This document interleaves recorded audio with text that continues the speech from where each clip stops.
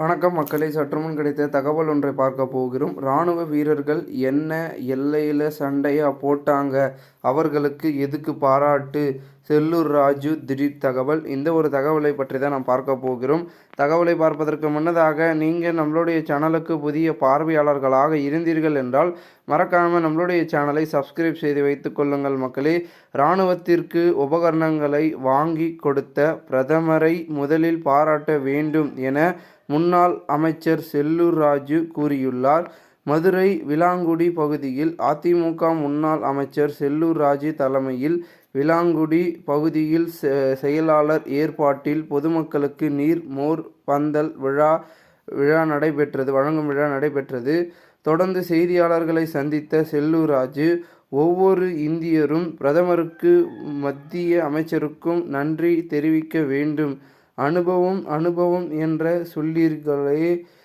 வயதான அமைச்சர்களின் செயல்பாடுகளை வைத்து பிரதமர் மோடி அற்புதமான பணிகளை செய்து வருகிறார். 2 நாட்களாக தூங்காமல் கண் விழித்து இராணுவ வீரர்களின் நடவடிக்கைகளை உன்னிப்பாக வீடியோ மூலமாக கவனித்து வருகிறார்.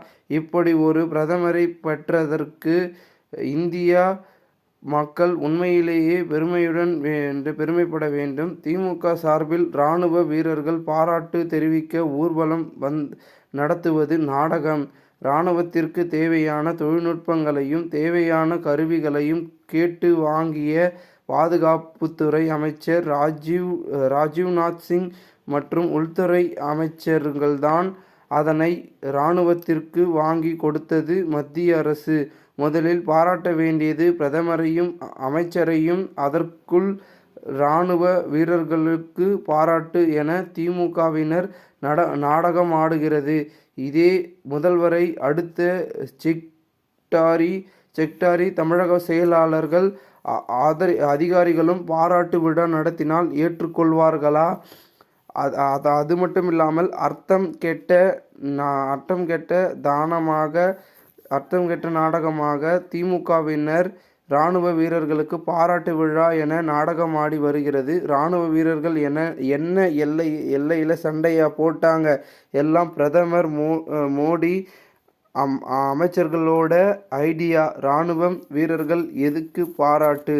தொழில்நுட்பம் வாங்கி கொடுத்தது பாரத பிரதமர் என்றார். இந்த ஒரு தகவல் தற்பொழுது வெளியாகி பரபரப்பும் விறுவிறுப்பும் பேசும் பொருளாகவும் மாறியிருக்கிறது. இந்த ஒரு தகவலை குறித்த பொதுமக்கள் உங்களுடைய கருத்துக்களை கூறுங்கள். நன்றி, வணக்கம்.